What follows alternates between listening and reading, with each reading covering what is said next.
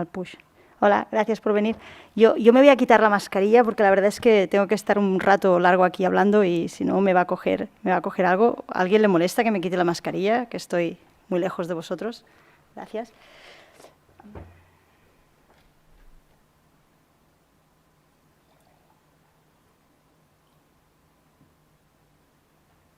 Pues primero de todo agradecer a Juan por invitarme y por conseguir que viniera. La verdad es que ha sido un flechazo, ha sido muy rápido y ya estamos como muy enganchados y eso me da miedo porque va a significar sufrimiento, como pasa en todas las parejas cuando se conocen tan rápido. Entonces, agradecerle a Juan por el interés de traer este tema aquí al País Vasco. Me parece que es un tema muy importante y bueno, y es la verdad es que es la primera vez fuera de Cataluña que me llaman para explicar el tema, o sea que estoy muy agradecida. Agradecer al Gobierno vasco y a la Universidad del País Vasco también por tener esta... Si la iniciativa es de Juan, pero darle apoyo, porque sé lo que es estar ahí y sé lo difícil que es. Si estás sola y no tienes apoyo, no vas a ningún lado. Entonces, esto Juan solo no lo podría haber hecho y gracias al Gobierno vasco y a la UP y al Instituto Criminológico y todas estas cosas que tenéis, que son nombres muy raros que yo conozco poco, pero bueno, que me parece que si las instituciones se involucran es muy importante, porque nosotros como investigadoras podemos hacer cosas, pero si no hay institución detrás no va a ningún lado. Es curioso, Juan, que has mencionado, ¿no? Porque yo doy clases de Sociología del Deporte en la Universidad de Vic y sí que siempre con los alumnos los alumnos y las alumnas son de segundo y sí que siempre tengo problemas porque, claro, mi asignatura no les gusta muy pocos, ¿no? Y normalmente es por eso, porque en la asignatura lo que nos dedicamos a hacer es a criticar el deporte, a enseñar el lado oscuro, que me gusta hacer el símil, porque no todo es jiji, jaja. Ya os podéis imaginar que el alumnado de CAFE o de INEF pues es jiji, jaja. Vienen porque el deporte les ha dado mucho. Si el deporte te ha traumatizado, no vas a hacer CAFE o INEF. Si el deporte te ha encantado y te lo has pasado súper bien y quieres hacer tu carrera, pues vienes y haces el grado, ¿no? Entonces, siempre cuesta entrar, cuesta que entiendan que hay cosas que no funcionan en el deporte, cuesta y bueno, estamos ahí. Por eso el tema de que la crítica, que no es tampoco el alarmismo, pero es decir lo que hay, ¿no? En eso también me he encontrado que, no sé el Gobierno vasco cómo estáis, pero por ejemplo en Cataluña sí que hay instituciones catalanas. Cuando yo empecé a estudiar este tema era el 2012. En el 2012 no había nada.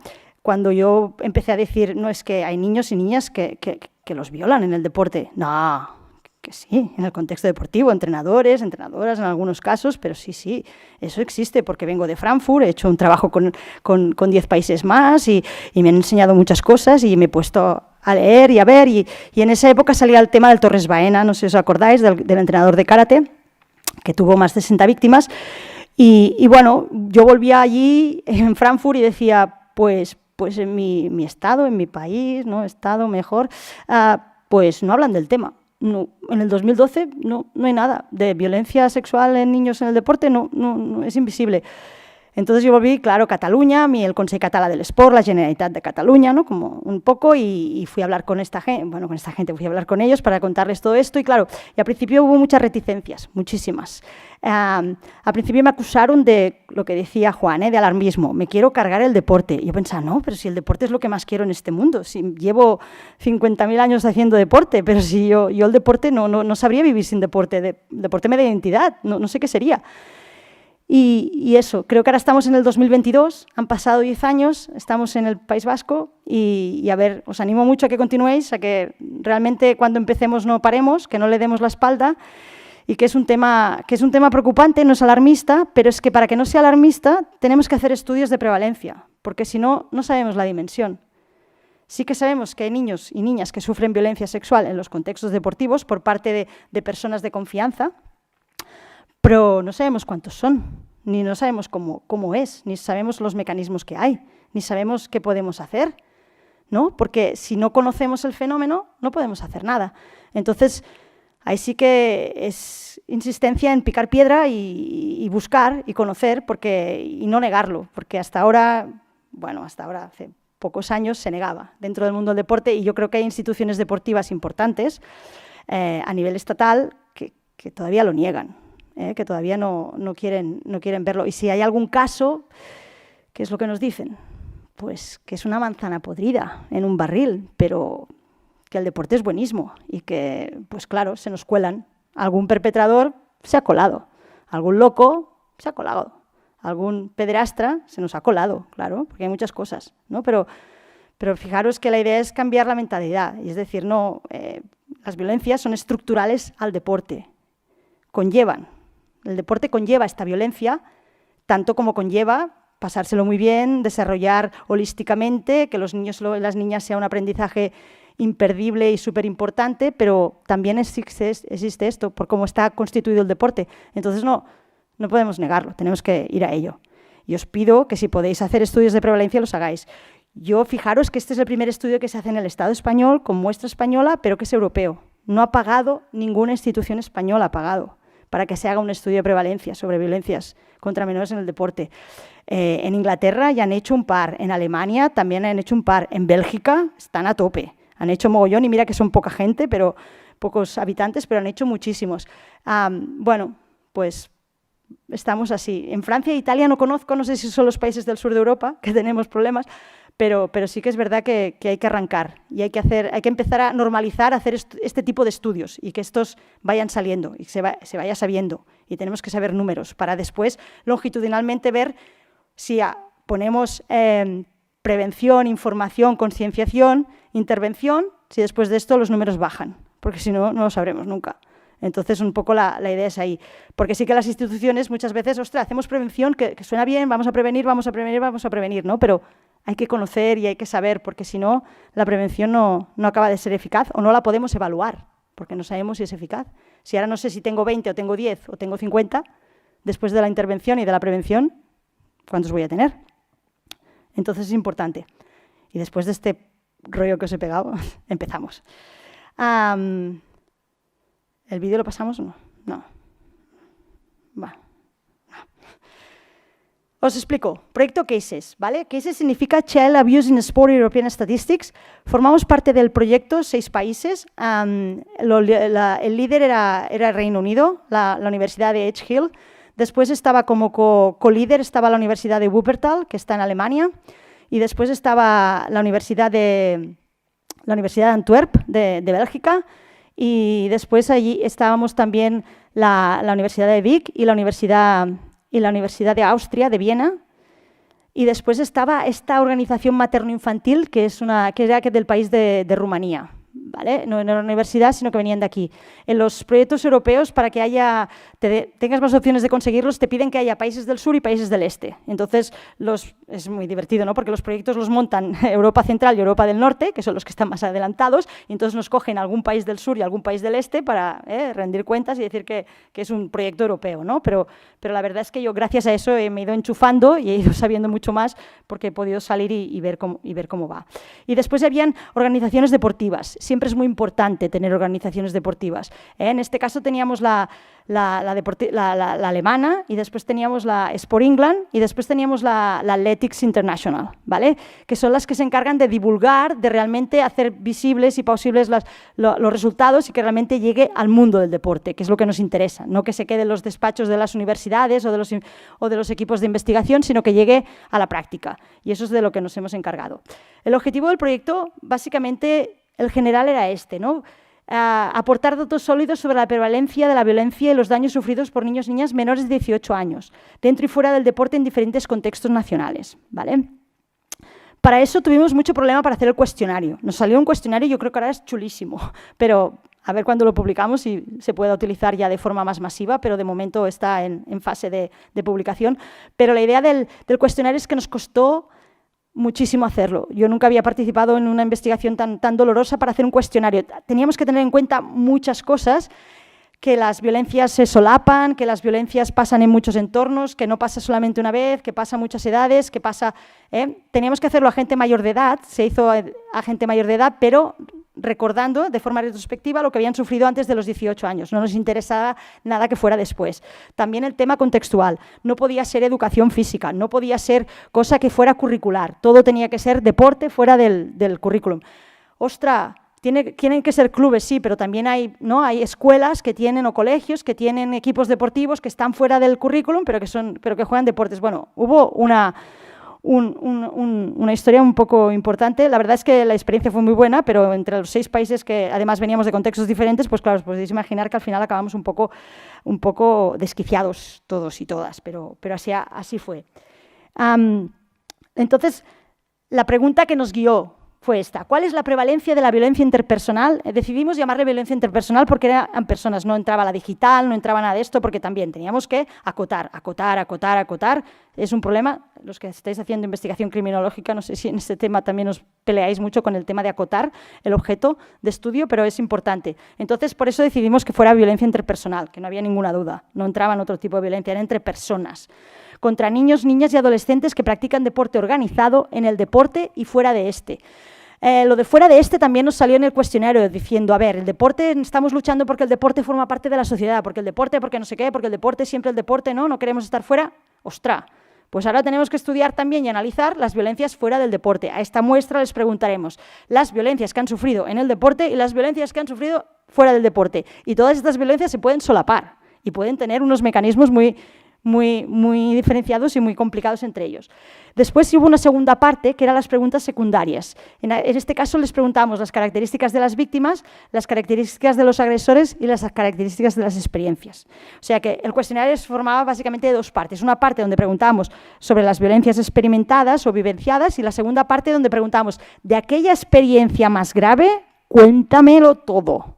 Porque claro, cuando al principio hicimos el cuestionario, bueno, les pedimos que nos lo cuenten todo, sí, pero si han experimentado 10 o no sé qué, ¿cómo lo vamos a hacer? Porque pueden experimentar violencia sexual en un contexto con un perpetrador en una manera, violencia sexual en otro contexto, igualmente deportivo, pero claro, ¿cómo les dices que te lo expliquen todo? Bueno, un follón, un merder que diem en Cataluña, que no te puedes ni imaginar. A partir de aquí la muestra. La muestra en España fue de 1.472, todos los países fue de 10.302.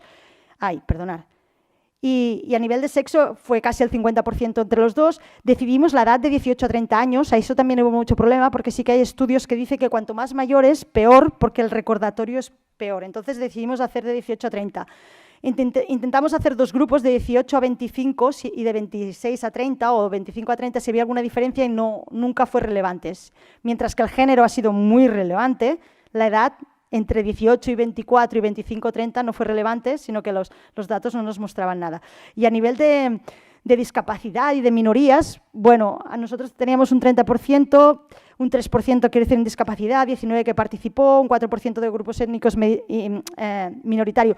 España fue uno de los países que tenía menos diversidad étnica. Ya os podéis imaginar, en el Reino Unido, Alemania, la gente que contestó de los 1.400 subía el porcentaje de diversidad étnica. Aquí me parece que todavía no tenemos mucha en este sentido.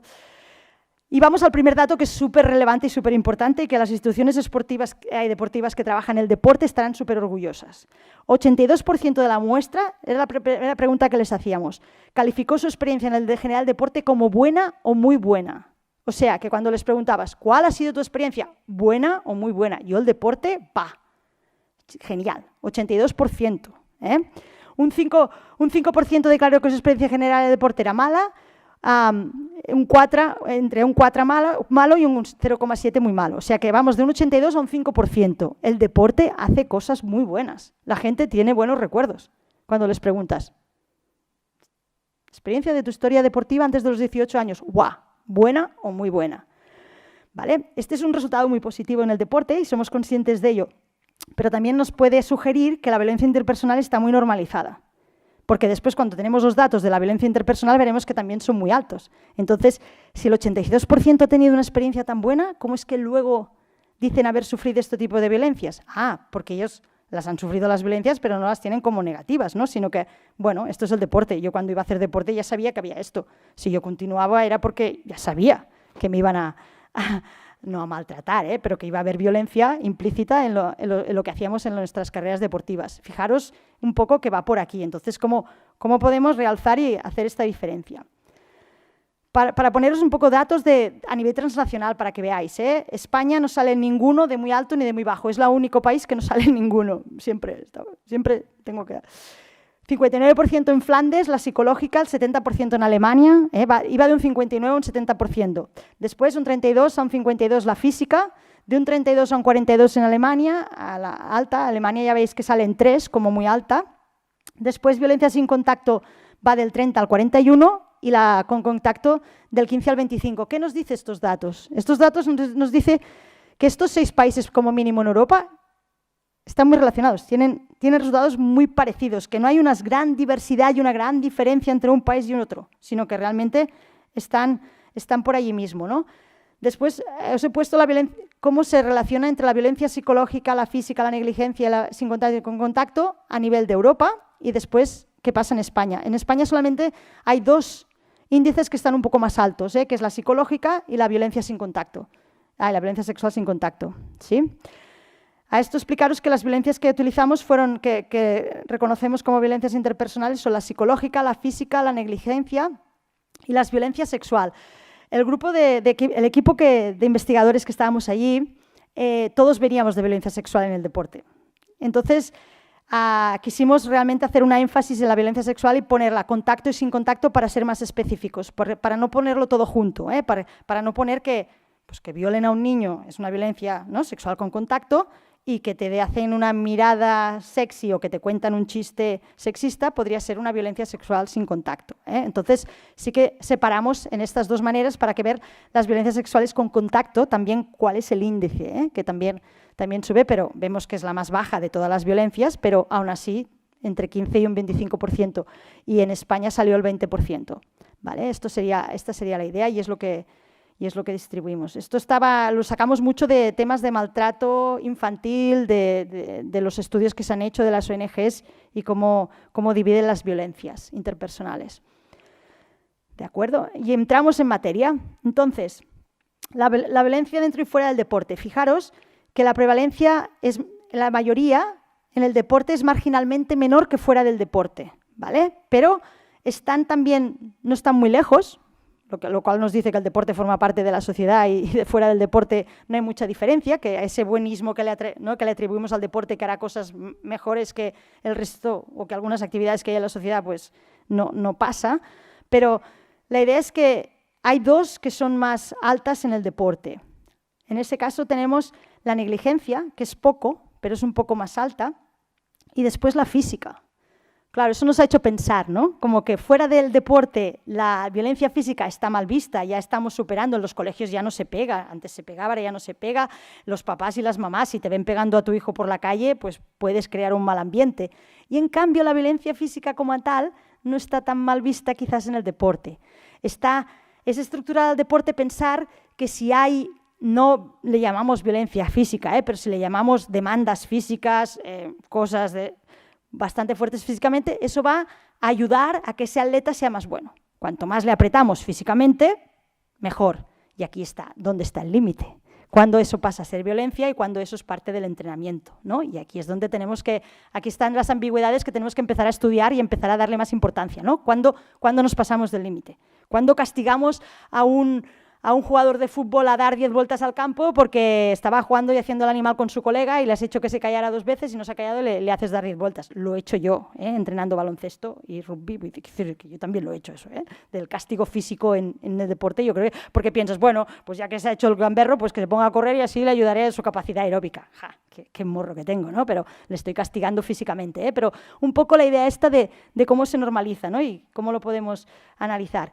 Y luego si vemos a las sexuales, ¿no?, sin contacto, fijaros que fuera es un 55 y dentro es un 36, están bastante separadas, y la con contacto es un 37 y un 20, ¿no? Hay como 17 puntos de diferencia, o sea, que fuera del deporte hay más violencia sexual que dentro del deporte. Primer dato, ¿sí? O sea que alguna cosa también hacemos bien.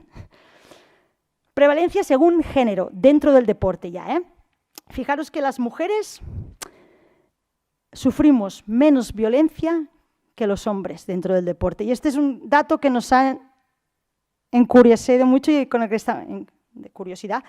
que estamos trabajando para hacer artículos realmente científicos, porque es un dato un poco bastante novedoso, porque es en todas las violencias. Los hombres, los niños, son más susceptibles de sufrir violencia interpersonal en el deporte que las niñas o que las adolescentes. ¿Vale? En la psicológica vemos que hay solamente 6 puntos de diferencia, en la física hay 14 puntos de diferencia, es más fácil castigar a un niño que a una niña físicamente, en el deporte. En la negligencia también, un 41 y un 27%, ¿no? Un 41 y un 27%. Y lo que nos llama la atención, por supuesto, es la sexual. Eran resultados que no esperábamos. Esperábamos que estuvieran bastante igualados, porque la idea esta de que las mujeres sufren más violencia sexual que los hombres fuera del deporte sí que está, pero dentro del deporte sí que había algunas voces, ya como la de Mike Hartill, que ha hecho mucho trabajo en boys, en chicos y violencia sexual en el deporte, y otros en el Reino Unido y Estados Unidos, que ya empezaban a alertar de que los chicos sufren más violencia o igual que las chicas en el mundo del deporte. Y eso lo atribuimos de forma lógica, pero hay que seguir estudiando, a que están menos protegidos. Como que las chicas, como que los mandos del deporte son muchos hombres, al ser niños no se ofrece mucha protección, porque como son del mismo sexo, no puede pasar nada. O socialmente se ve que son del mismo sexo, no puede pasar nada. En cambio, estos hombres que están por aquí arriba y las niñas o las chicas que están por aquí abajo, pues de cara afuera parece que hay que protegerlas más de las violencias sexuales que pueda haber. Y con eso nos hemos olvidado. Yo he entrevistado a unos cuantos supervivientes de violencia sexual para el otro trabajo europeo que se llamaba Voices, y sí que el chico, que era de baloncesto, y sí que el chico me dijo: yo es que mi familia me desprotegió un poco en el deporte porque como era chico no pensaron que todo esto me pudiera pasar. En cambio mi hermana, que era chica, sí que quizás tuvieran un ojo más puesto en que eso podría pasar. Solamente el simbolismo de que podría pasar. En cambio, en un chico, ¿cómo va a pasar? ¿Cómo te va a violar tu entrenador? Pero no puede ser, eres un niño, ¿no? Y eso creo que son cosas que la investigación nos da y nos ayuda a conocer, ¿no? A ir un poco más profundo y decir, ostras, tenemos que ir al tanto con esto, y en nuestros casos de prevención tenemos que tenerlo muy en cuenta. ¿Vale? Y la diferencia en la sin contacto es de 6 puntos, pero sí que es verdad que la diferencia en la de contacto, pues en España es alta, es de 12 puntos, lo que hay del 14 al 26%. Sí, y la muestra era 50% mujeres, 50% hombres, os lo recuerdo para que de esto. Aquí os he presentado muchos datos, pero bueno, era un poco para que veáis la diferencia entre dentro y fuera del deporte por género, ¿no? La psicológica, la de la izquierda son los hombres. Fijaros que dentro y fuera del deporte están más igualados. En cambio, en las mujeres, la psicológica, hay mucha más fuera del deporte y menos dentro del deporte. También para que veáis, la física, también los hombres tienen un poco más diferencia, pero bueno, es más alta, y las mujeres así. Y luego para que veáis, yo creo que esto es muy interesante, las violencias, ya sé que soy una plasta con las violencias sexuales, pero es que es de lo que he estudiado más, pero para que veáis la diferencia en las violencias sexuales, ¿no? En los hombres sin contacto, las mujeres sin contacto, fijaros la diferencia que hay mucha más fuera del deporte en las mujeres que en los hombres, bueno, mucho más, un poco más, pero en cambio hay más en los hombres. Y después vamos a la con contacto, y esto también nos ha llamado la atención, al menos a mí, a nivel de la muestra española. El 36% fuera del deporte, el 37% fuera del deporte mujeres. Está muy igualado. La violencia sexual con contacto fuera del deporte también está muy igualada. Y en cambio vamos al deporte y ¡pam! La cual cosa, ¿qué nos dice? Que el deporte protege a las niñas y a las... Amplio, todavía tenemos que estudiar más, pero podría ser una afirmación que salga, que el deporte protege de la violencia sexual a las niñas y a las adolescentes, más que a los niños y a los adolescentes. O sea, que si eres niña y adolescente tienes más posibilidades de que te pase violencia sexual fuera del deporte que dentro del deporte. Dentro del deporte estás más protegida. Y aquí os he hecho esto, no sé si lo veis bien, para verlo más claro, que sería, ¿no? Pues el de las mujeres. No he podido cambiar los colores de las gráficas, perdonad, lo he intentado, pero se parecen muchísimo. Pero bueno, si veis, las mujeres van así, los hombres van rectos, y en la otra salen casi desde el mismo lugar y las mujeres bajan más. Era un poco para hacerlo gráfico, ¿no? ¿Qué pasa con las dos violencias sexuales, con y sin contacto? Cómo se relacionan dentro y fuera del deporte. Bueno, aquí hay un temazo para trabajar que será la bomba, ¿no? Pero como mínimo estamos intentando. Y luego a nivel deportivo, que quizás es lo que ya os esperabais, pero yo creo que los datos siempre son relevantes, ¿no? De saber que a niveles recreativos y más bajos hay menos violencia que a niveles internacionales, por supuesto. ¿no? Eso lo tenemos claro, porque a nivel internacional hay mucho más, ¿no? Intensidad, mucho más contacto, mucho más horas de trabajo, mucha más competición, y entonces todas estas violencias surgen de forma mucho más estructural, porque la gente que manda en el deporte competición y alta competición pues tiene mucho más poder para poder ejercer esas violencias y como si no pasara nada. Y en cambio en el recreativo no tanto. Pero bueno, es interesante ver cómo en el recreativo la psicológica sí que sube al 62%, la física al 34%, la negligencia al 28%, la sexual sin contacto al 30%, ¿no? y la sexual con contacto al 15%. Claro, comparado con el internacional, que es el de arriba, ¿no? Y tenemos un 36% de sexual con contacto, un 64% de sexual sin contacto, un 73% de negligencia, un 82% de física y un 91% de psicológica, ¿no? O sea, la idea es que realmente los programas de prevención también hay que hacerlos a alto nivel, y el COE se tendría que poner un poco más las pilas en este tema. Lástima que no se las pongan. El COE, por ejemplo, sería un organismo que le cuesta reconocer este tipo de violencias en su institución.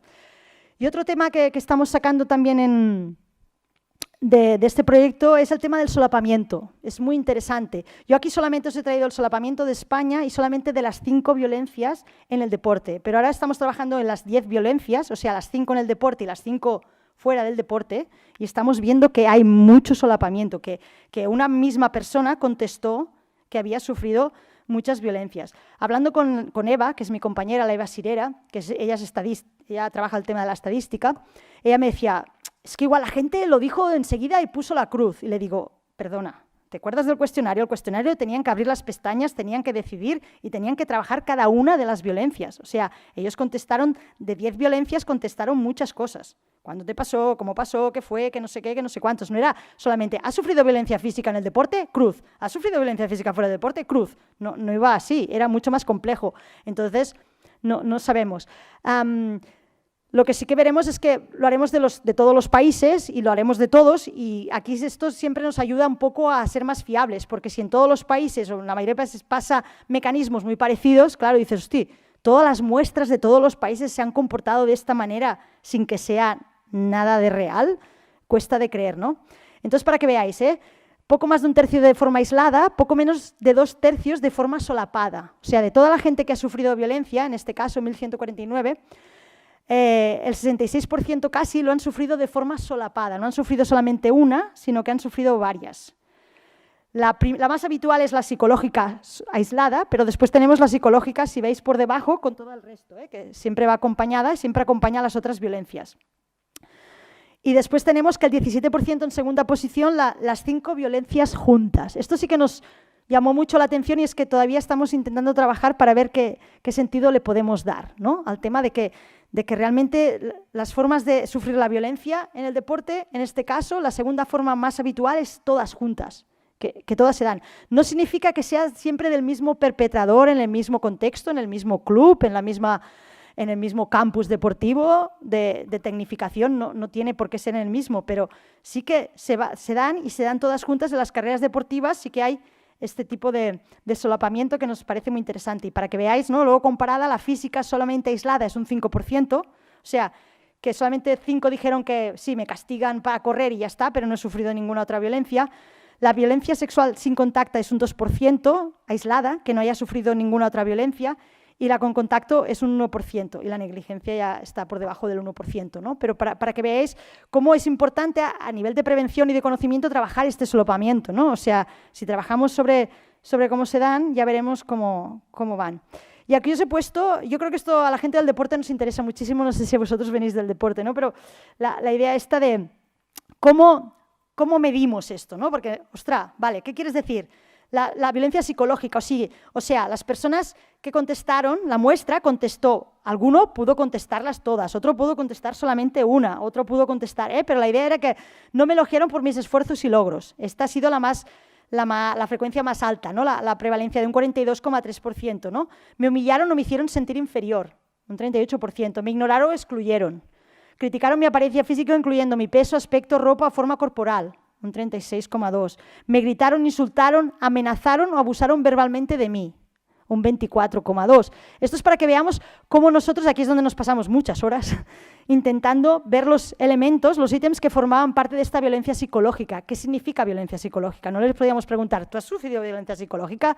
Eso no lo contestaban. Lo que nos contestaban es, ¿me han elogiado? Ay, no me elogiaron ni por mis esfuerzos ni logros. ¿Me han humillado? ¿Me han ignorado o excluido? ¿Me han criticado mi apariencia física mientras hacía deporte hasta los 18 años? En los contextos fuera del deporte hasta los 18 años, todo esto es lo que les íbamos preguntando. ¿Se me pidió, ordenó o forzó a rendir a un nivel muy alto y poco realista? ¿Me gritaron o amenazaron por mi rendimiento porque no quería entrenar? ¿Fui expulsado de mi equipo? ¿Se me ordenó o forzó a participar en ceremonias de iniciación o rituales con propósito de humillarme, degradarme o menospreciarme a mí y a otras personas? Yo no sé ahora actualmente, porque no estoy en el mundo del deporte escolar o del deporte de clubs de peques, pero claro, yo cuando era jovencilla y tenía adolescencia, yo sí que participé en estas ceremonias y además participé muchas veces organizándolas. Cuando ya llevaba unos cuantos años jugando a baloncesto y a rugby, yo era de las guays, de las que montaba todas estas historias.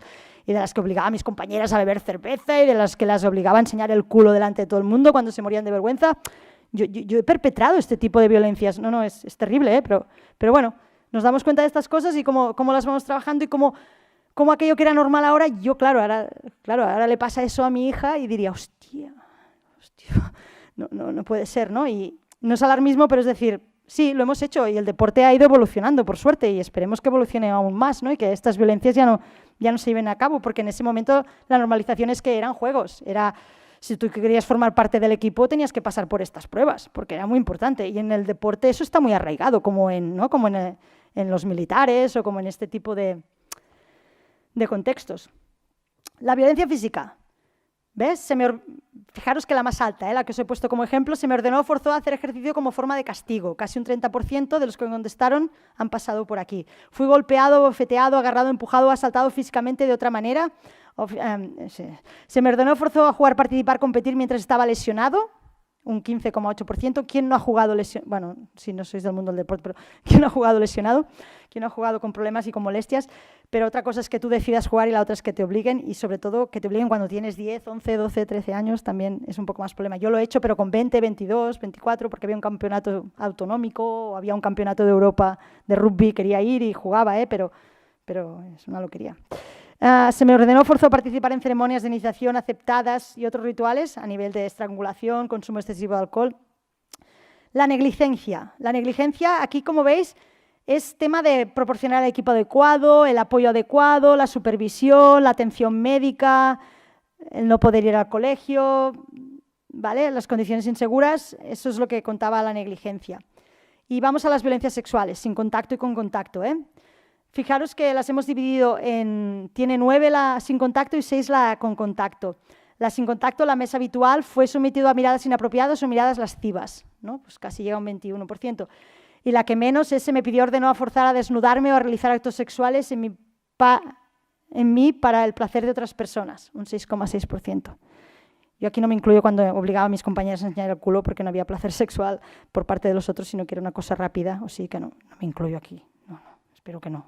Ni ellas tampoco, pero igual sí, si les pregunto. La violencia sexual con contacto. Alguien me besó o me pidió, ordenó, forzó a besar a alguien. Es un 10%. Y fijaros, tuve contacto genital con alguien, incluyendo masturbación, un 9%. Tomé parte en sexo vaginal o anal o tentativa, un 8%. Alguien me acarició, me tocó sexualmente, me pidió, ordenó, forzó a tocar a alguien sexualmente, un 7,6%. Se me ordenó, forzó a participar en ceremonias de iniciación, un 7,3%, y tomé parte, dar o recibir en prácticas de sexo oral, un 7,3%. Fijaros que el tema de las imágenes y de los vídeos está arriba, el tema de la pornografía, por eso la violencia sexual con contacto y sin contacto. Separarlas nos ha permitido recoger 15 ítems que pueden ser importantes para analizar. Vale.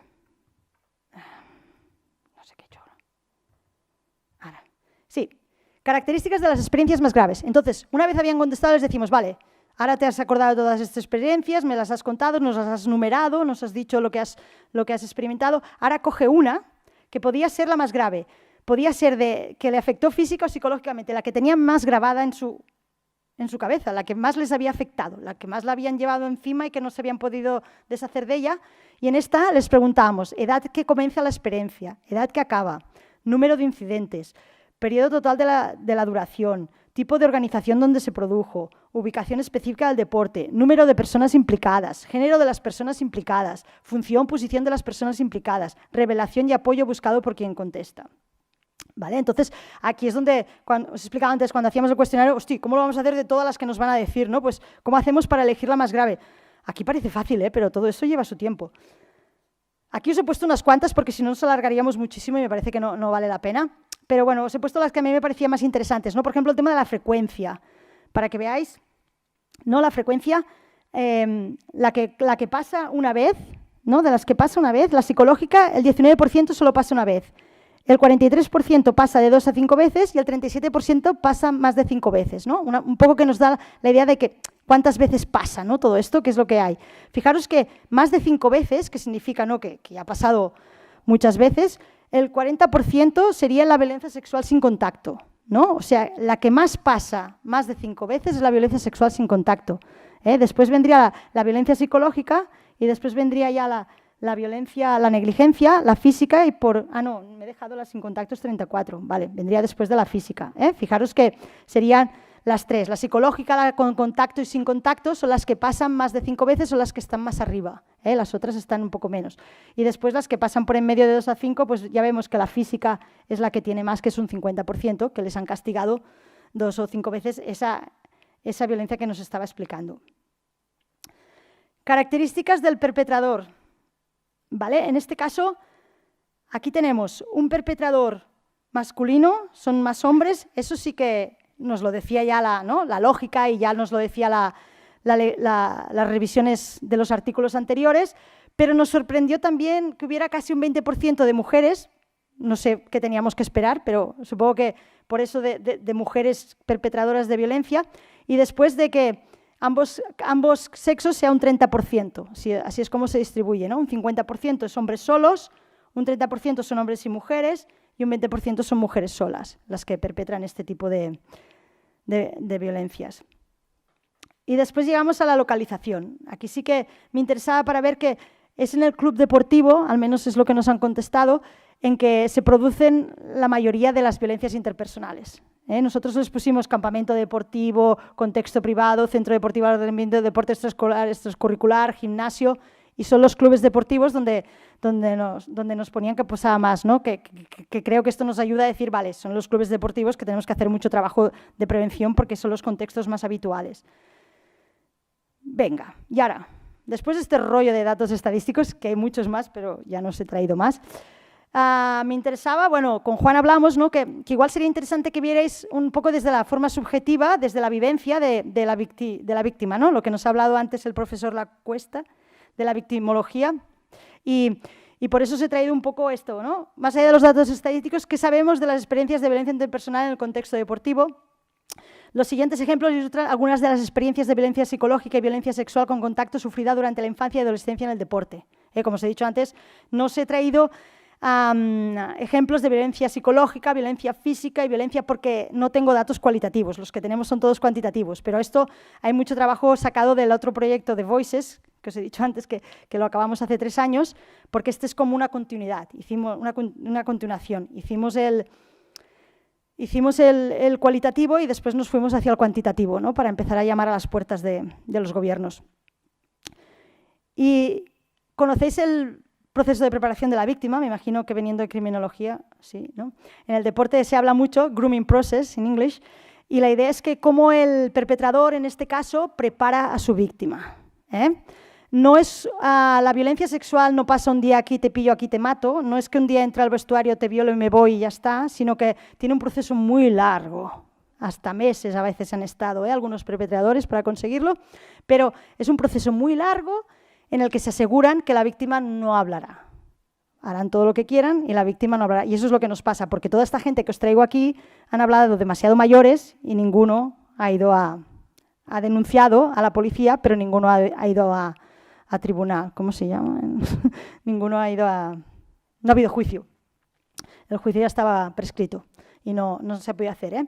Pero bueno, la idea es cómo prepara a la víctima, ¿no? Era muy alegador, se sentía una privilegiada porque me cuidaba muchísimo, estaba ciega, muy engañada, lo veía como un amigo.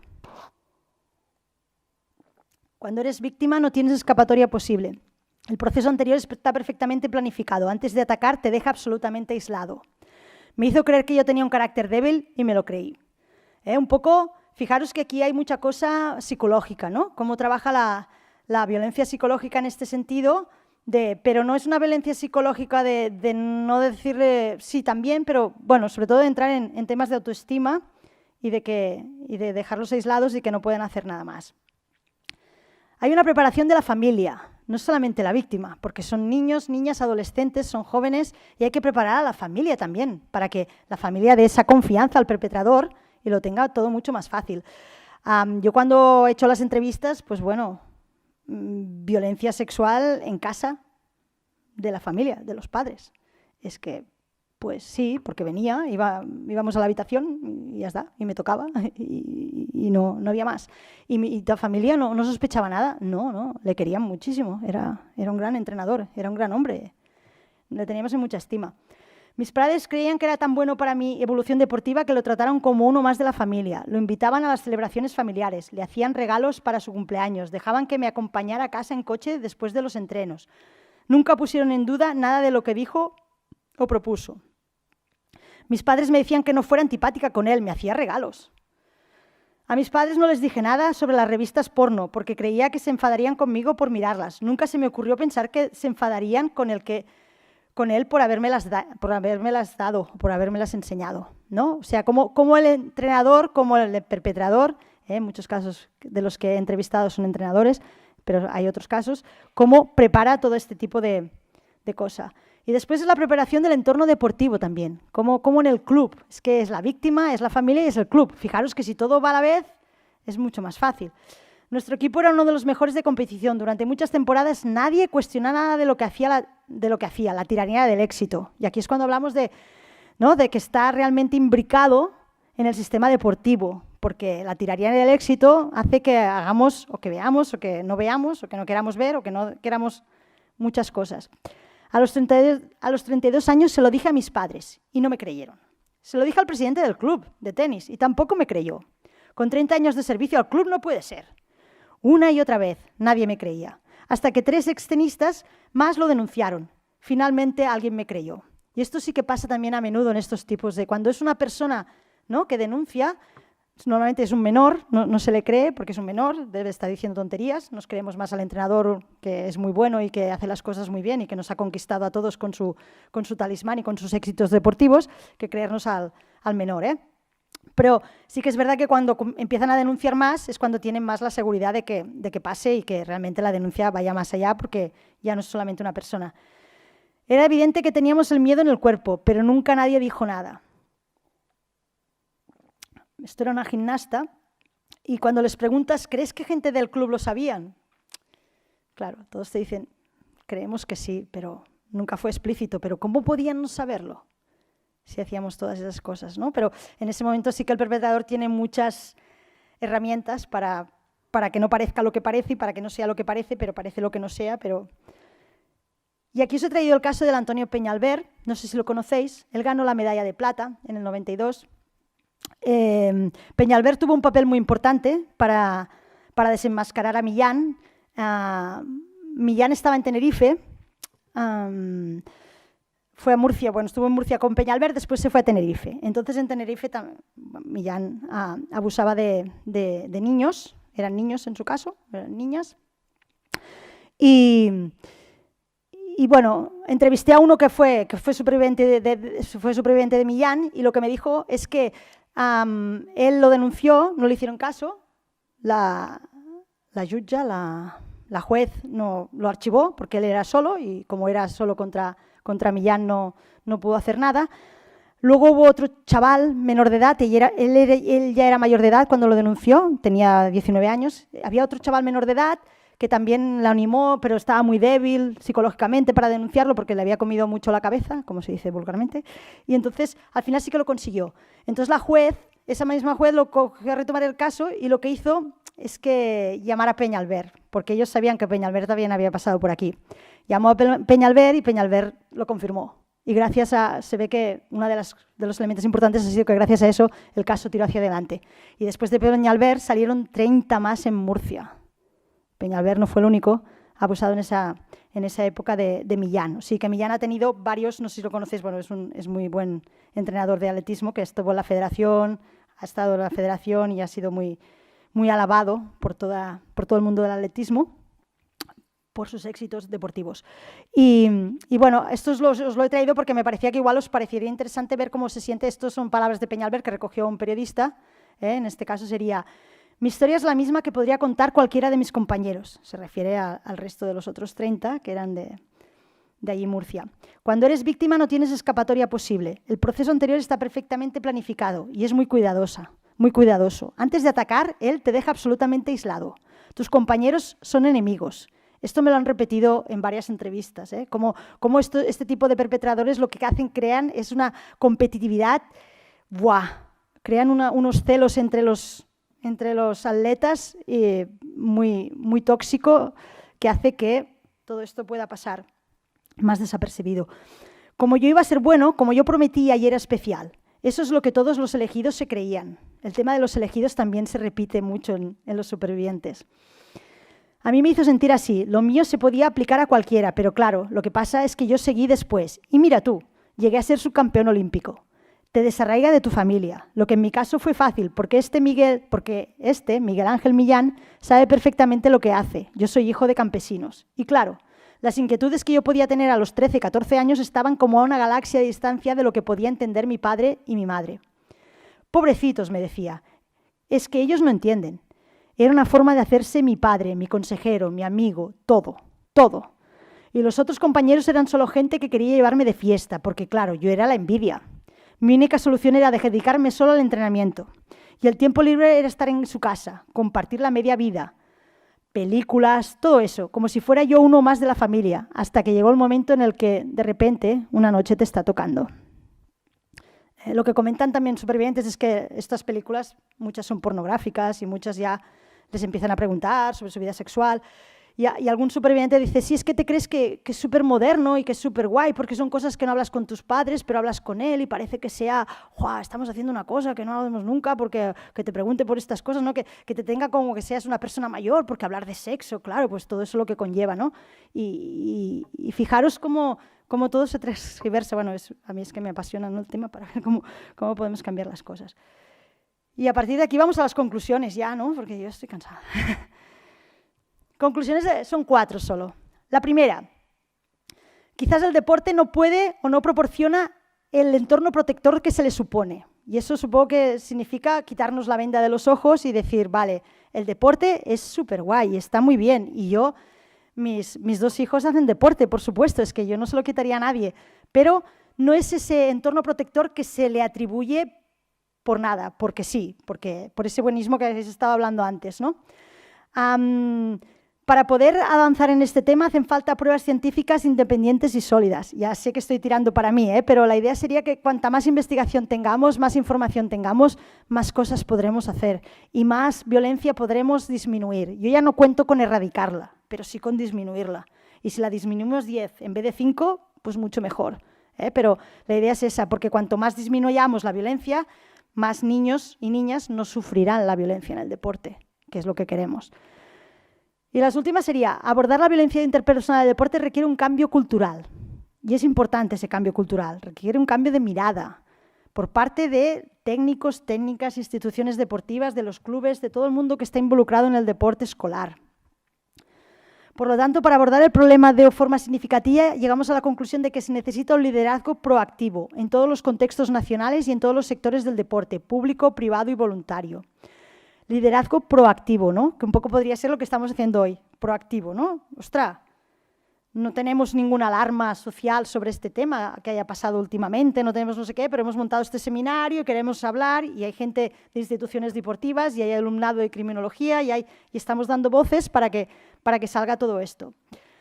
A todos los agentes que formamos parte del sistema deportivo nos corresponde responder con políticas y actuaciones que dejen de ignorar las situaciones de violencia interpersonal y que las detecten de forma rápida para combatirlas de forma efectiva. Si no se puede eliminar cuanto antes se combate una situación, cuanto antes se combate una situación de violencia infantil, las secuelas siempre serán menos que si se hace más tarde o nunca. Si no llegamos a tiempo a una violencia que ya está pasando, pero vamos a pararla cuanto antes mejor. Y a partir de aquí ya creo que ya es problema, ¿no? Problema nuestro, la LOPV, como hemos dicho, la ley, yo creo que, ¿no?, hace que nos tengamos que mover. Os he oído decir antes que estáis trabajando con el protocolo que tenéis que hacer de forma, ¿no?, de forma de todas las autonomías. Yo en el Consell Català del Esport también me están llamando a ver cómo lo vamos a hacer, porque hay que hacer, ¿no?, temas de delegados y delegadas de protección y tema de formación y tema de protocolos, a ver cómo los podemos organizar, pero bueno, la idea es como este proyecto, si nos puede ayudar o estos resultados para tirar todo esto que nos pidiera la ley hacia adelante. Y aquí lo dejamos.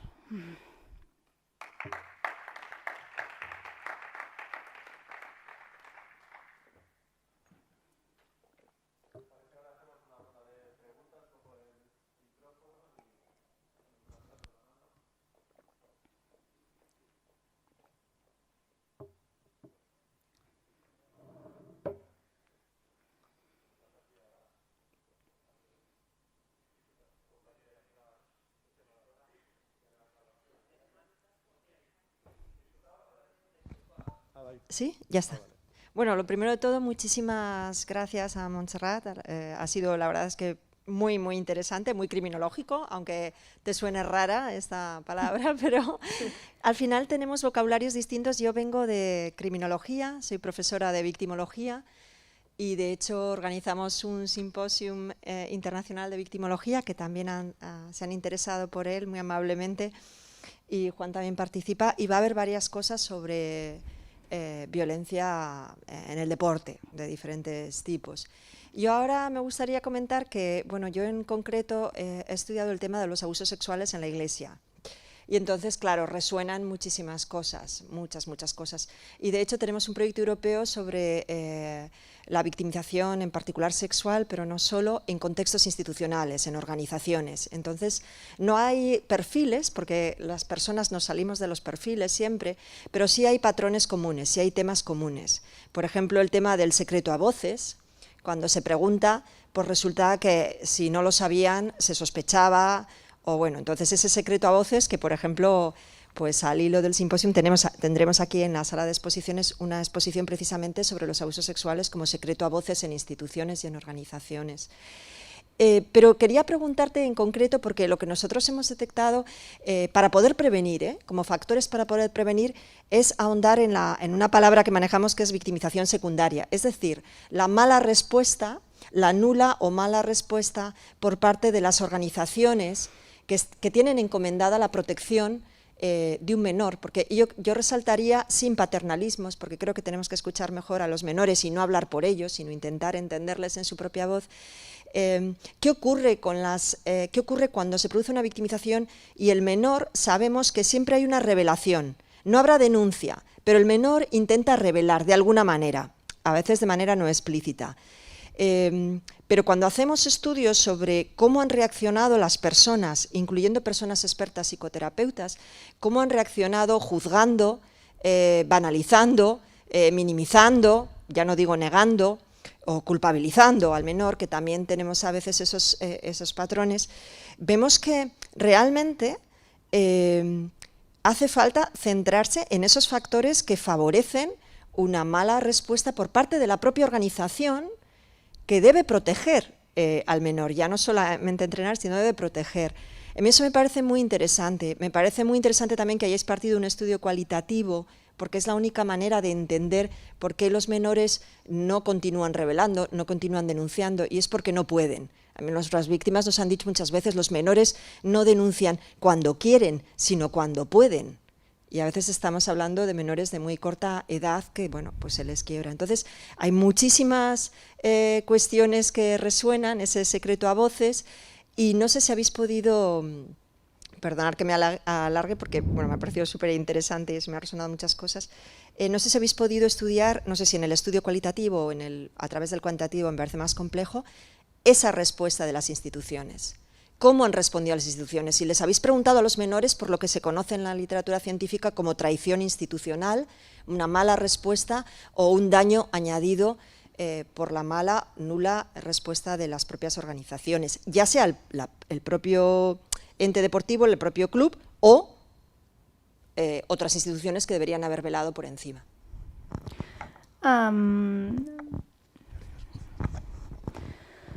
No, no les preguntamos directamente sobre la segunda victimización, porque yo sí que recuerdo algunos que decían, ¿no? Cuando les preguntábamos si alguien lo sabía, después de denunciar del baloncesto, por ejemplo, habló con uno de los entrenadores que estaba en aquella época y se ve que este entrenador le dijo: yo sí que veía cosas raras que hacía con vosotros, pero yo pensaba que era más tema de alcohol y fumar, que lo que había era alcohol y fumar, pero no, nunca me pensé que hubiera violencia sexual. Claro, yo no sé si él me estaba diciendo, este tío que nos conocía y que era un entrenador colega del otro y que estábamos allá, ya no quiso ni mirarlo, ya se dio la excusa de que era alcohol o tabaco para no tener que decir nada o para no sentirse culpable, y no dijo nada. Entonces, ahí sí que alguna vez, ¿no? Como esto, ¿no? Como que nadie se daba cuenta si teníamos el miedo en los cuerpos, ¿no? Yo creo que no nos lo han dicho directamente, pasó eso, o sea, no nos lo han dicho directamente a la pregunta esa, pero sí que en sus testimonios sí que va saliendo.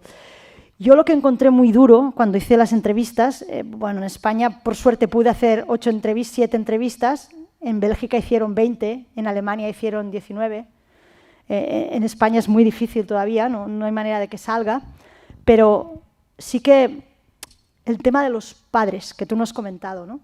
Pero ¿cómo ven a los padres? Es un tema súper interesante, ¿eh? Porque no quieren culpabilizarlos, porque no es culpa de los padres, pero los primeros que están allí viéndoles también son los padres.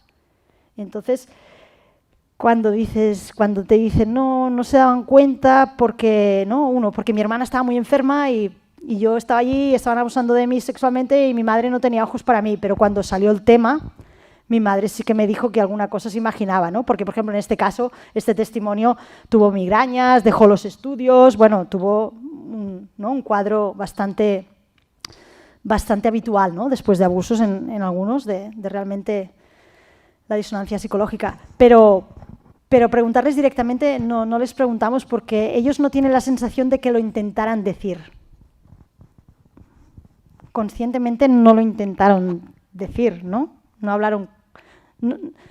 De las que yo hice nadie habló con alguien para decirle lo que le estaba pasando, no se lo comentó nunca nadie, no lo habían revelado, ni lo intentaron. Yo creo que lo que hacen muchas veces es dar indicios, pero claro, nadie los recogió, pero no culpabilizaban a nadie en concreto. No sé si me he explicado. ¿Hay más preguntas?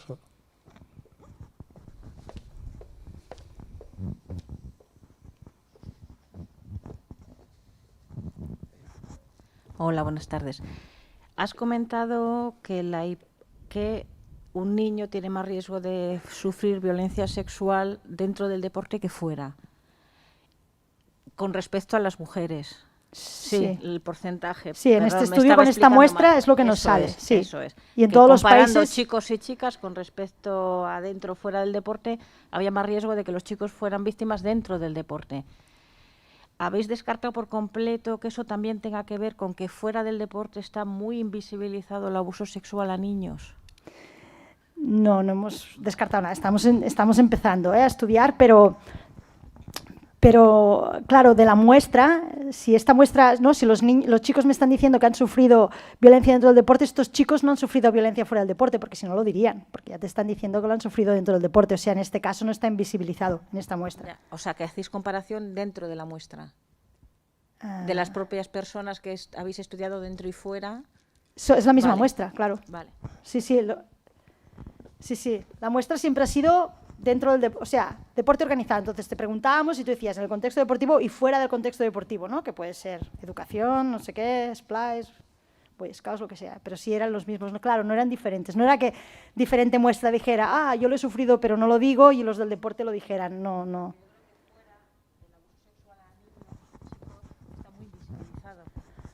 Está invisibilizado, pero cada vez está saliendo más, ¿no? Sí, afortunadamente. Cada vez está más...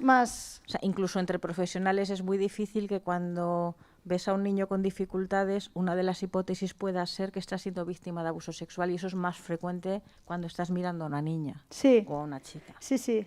Ahora estaba leyendo los estudios diciendo desde los años 80, ¿no?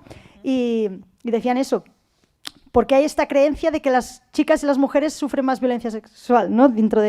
Estamos hablando de violencia sexual con conocidos, ¿eh? Es muy diferente, sin conocidos sí que las mujeres sufren más, pero con conocidos y temas de confianza, porque los abusos que estamos hablando son de este tipo, ¿no? Entonces, ¿por qué se partió de esa base y ahora se está descubriendo o están saliendo datos de que está muy parecido? Puede ser más hombres, más mujeres, depende del contexto y del sitio, pero que no tiene por qué haber una diferencia muy clara entre cuando son niños y son en contextos de confianza máxima.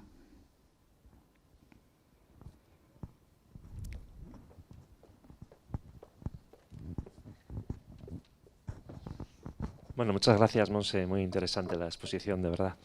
Estaba pensando de cara a la intervención, ¿no? A partir del conocimiento que hemos podido obtener de este estudio y de los que puedan venir en adelante, ojalá podamos profundizar en esto también en nuestros entornos. Casi parece, porque hablar de intervención en violencia y deporte es casi como algo inabordable y que queda lejos de la primera línea, por decirlo de alguna manera, ¿no?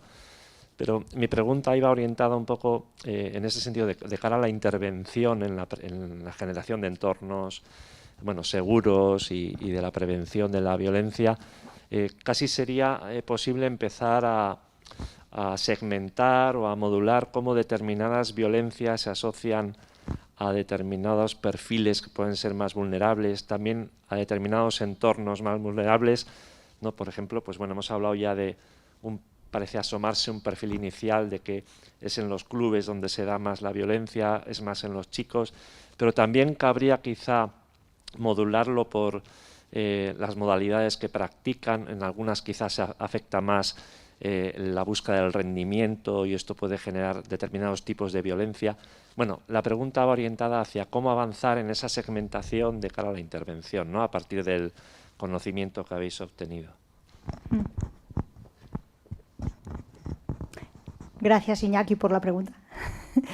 A ver, modalidades deportivas, sí que se han hecho otros estudios, sobre todo en Noruega, no sé si conocéis Kari Fasting, Silja Brackenridge, y hicieron estudios sobre el tema de las disciplinas deportivas y no salían. Las disciplinas deportivas, lleves mucha ropa, lleves poca ropa, lleves no sé qué. Sí que las disciplinas deportivas que especializan muy temprano. Cuando las gimnastas se tienen que especializar a los 10, 11 años, no es lo mismo que los futbolistas que se especializan a los 18, 19 años, que llegan a la élite y que son así. Entonces, sí que dijeron, la segmentación iría por aquí, en que en las disciplinas deportivas que la especializan, porque estamos hablando del alto nivel, ¿no? Que es donde hay más violencia, donde se produce la más violencia. En ese caso sería así, a nivel recreativo, no sé, pero sería en ese caso eso. La Brackenridge lo llamaba el estadio de inminencia de éxito deportivo. Es cuando él y la deportista son súper vulnerables. Porque esa persona sabes que te va a llevar a los Juegos Olímpicos, te va a llevar al Mundial, te va a llevar a no sé dónde y harás. Y si llevas muchos años entrenando y sufriendo, pues no te vas a quedar ahí por eso. Porque te toque una noche, porque te haga una felación, porque yo qué sé, pues, ¿no? Pues seguimos. Entonces, sí que la vulnerabilidad por aquí. Pero otras segmentaciones a mí no se me ocurren. Yo creo, claro, para mí la intervención sobre todo ahora es mucho a nivel de cuerpos técnicos, ¿no? De cómo cambiamos la cultura del entorno deportivo, de los clubes deportivos a nivel de competición, de que no todo vale, que sí que llevamos años diciendo eso y los valores y que es más importante participar que ganar, pero ¿cuántos clubes se lo creen de verdad? Si el dinero está en ganar, no está en participar. Si tú consigues un sponsor, si ganas, si no, no. Entonces, claro, estamos dando como mensajes contradictorios, ¿no? Lo importante es participar, pero si ganas, pues te puedes profesionalizar y ganarte la vida. Pues si hay que hacer, ¿no? Lo que sea, lo hacemos. Entonces, yo creo que el problema profundo y más, ¿no? Y más ético, más de pensamiento filosófico sería en la competición en el deporte, ¿no? ¿Cómo la cambiamos? Porque podemos ir poniendo parches, pero si vamos diciendo y haciendo, ¿no? Jornadas y cosas así, y el valor del deporte y lo importante es participar y el desarrollo holístico de tal, pero bueno, hay muchas familias, ¿no?, que quieren ganar. Y luego, bueno, al menos en Barcelona, cuando yo paso por campos de baloncesto, campos de balonmano, campos de fútbol sala, padres y, sobre todo padres, pero algunas madres también berreando, los veo en todos lados. Entonces lo importante es participar porque chillas.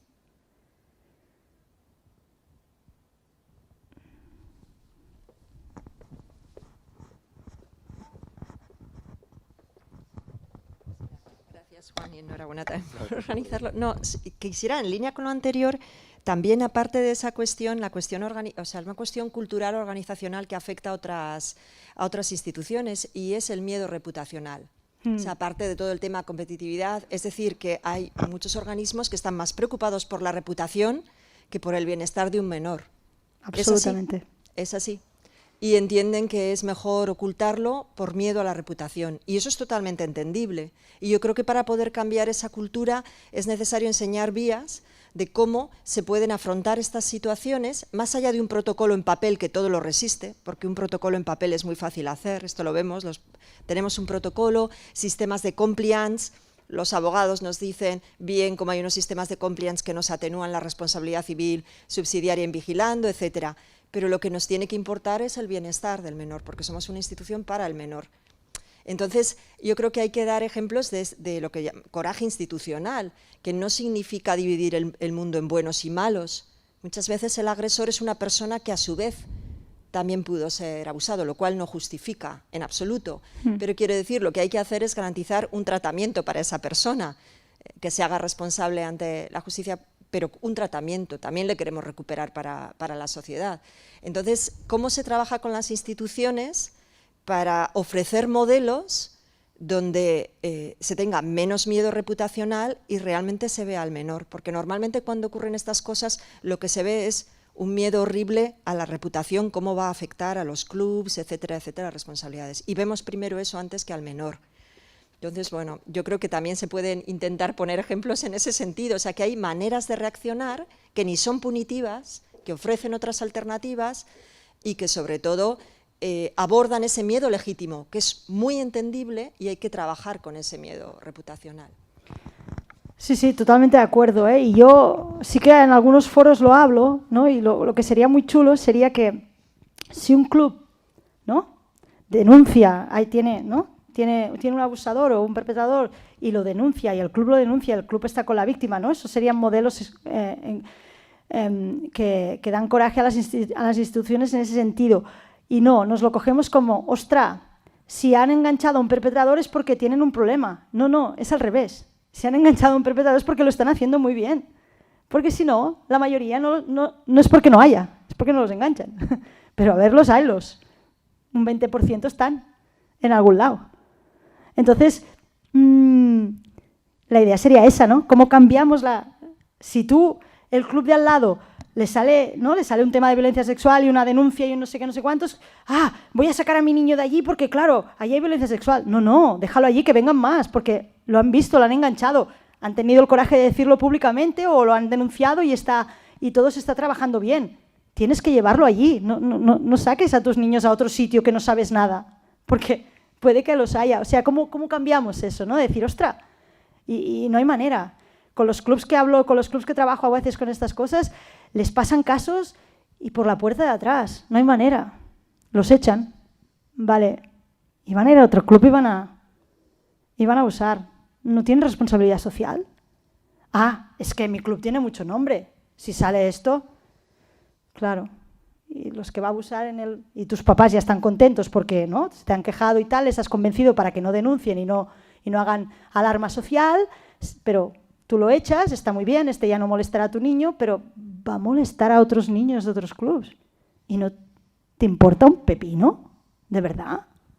¿Por tu reputación? ¡Ostras! Claro, hay mucho dinero en juego, ¿no? El deporte es competitivo. Hay mucho dinero en juego. Y claro, también sería los sponsors. Hostia, los sponsors, si empezaran a dar, ¿no?, atribuciones más, cuantas más, no sé qué, dirá, hostia, súper bien, venga. Si sale algún caso, os apoyaremos en todo porque significa que estamos limpiando, somos democráticos, somos transparentes y todas estas cosas, tolerancia cero. Y a la que sale, nos ponemos todos. ¿no? Ahora empiezan a haber casos de clubes que realmente dan apoyo a las víctimas que van saliendo en algún momento, que empiezan a dar apoyo y empiezan a entenderlo. Y ese sería el modelo, ¿no? Cómo se apoya. Ni se niega, ni se le echa por la puerta de atrás, ni no sé qué, se da apoyo a la víctima directamente, ¿no? O sea, nos creemos, vamos a la policía, servicios terapéuticos de psicología, todo lo que haga falta, hablamos con las familias, todo lo que haga falta se hace. Porque esto, en nuestro club, no. Y hemos tenido la mala suerte que nos ha pasado. Bueno, pues vamos, ¿no?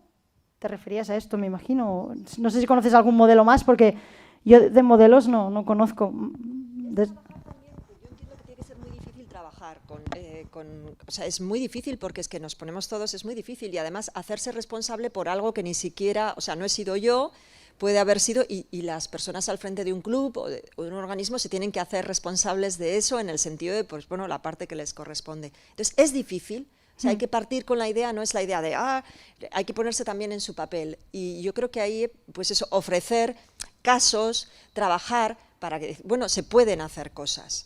Y es normal ese miedo, es normal el miedo reputacional. Pero trabajar eso para que cuando pase, veas más al menor que sufre que al miedo reputacional. Aunque el miedo exista. Sí, estoy de acuerdo. En una universidad, es un poco fuera del tema, pero en una universidad en Barcelona salió en las noticias que el director, bueno, no sé, o el rector, bueno, no sé quién era de la universidad, echó a un profe, lo echaron antes de saber nada de recursos humanos o no sé qué, por enviar WhatsApps de aire sexual a las alumnas. Y cuando leí aquello pensé, ostras, qué buen modelo. Lo han echado sin ir con tonterías, sin no sé qué, sin no sé cuántos, si la chica tiene verdad o no tiene verdad o no sé cuántos, no sé qué. Y seguramente muchos de los compañeros que igual también lo hacían, pues les ayuda muchísimo a decir, pero salió en las noticias y lo hicieron muy visible. Esta universidad ha echado a este profe por estas acciones.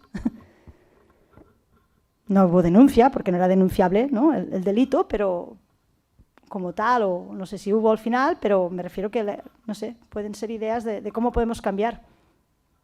Dicho sea eso, siempre hay que respetar la presunción de inocencia. Sí, sí, sí. O sea, que lo de siempre, pues probablemente para cuando alguien se atreve a dar ese paso, pues de no sé cuántas denuncias falsas, o sea, lo normal es la victimización oculta y no las denuncias falsas. Pero dicho eso, también creo que es muy importante porque es un bien común, a todos nos pueden acusar de abuso sexual. Sí, sí, entonces, pero estaban los WhatsApps, estaban no sé qué, una vez hablaron que tienes con... pruebas por Sí, tema sí, deontológico, sí. otra cosa ya es el tema penal, por tema deontológico hoy en día pues hay como dos baremos, ¿no? El tema deontológico, que también lo tenemos en la universidad, pero también creo que es muy importante explicar a las víctimas cuando hay un proceso penal que la presunción de inocencia pues es un bien común para todos. Y eso no significa que si no hay condena estén mintiendo. Significa que no se ha podido probar, lo cual es dolorosísimo.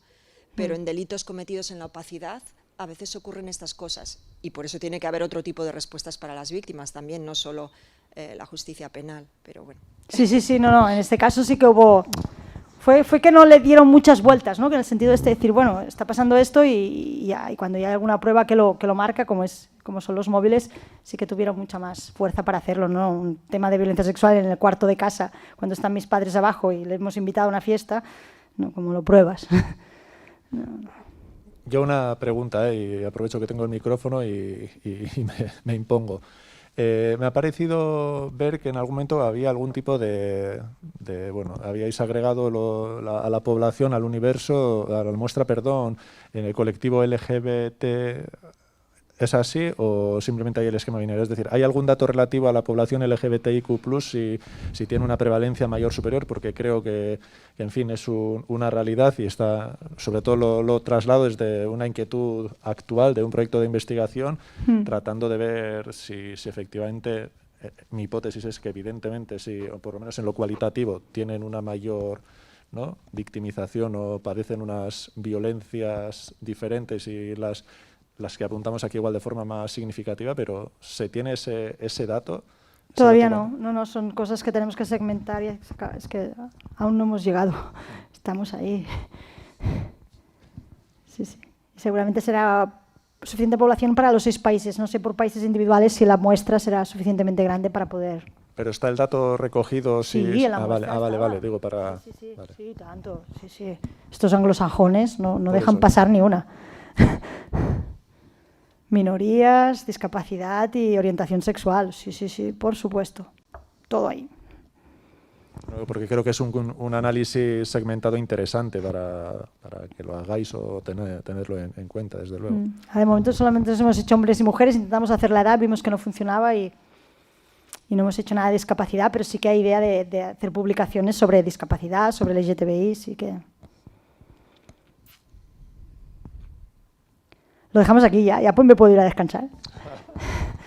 Aquí hasta las 8 todos de pie. No sé si hay más preguntas, comentarios. Recordaros que, en fin, esta ponencia ha sido retransmitida en streaming. A los que puedan estar desde casa también agradecerles estar presentes de forma virtual, pero también a los que estamos aquí presentes y desde casa que esta ponencia se ha grabado para quien quiera volver a verla, quizás sobre todo el alumnado, ¿no?, que puede tener un interés en aquellas notas que haya podido retomarlas y analizarlas. Pero bueno, por mi parte, evidentemente, una vez más, incidir en los agradecimientos a la Escuela Vasca del Deporte, al IVAC y también sobre todo, y en este caso a ti, Montse, por el esfuerzo y la disposición a colaborar. Y a los que habéis venido, pues bueno, agradeceros y terminaremos por ahí. Muchas gracias.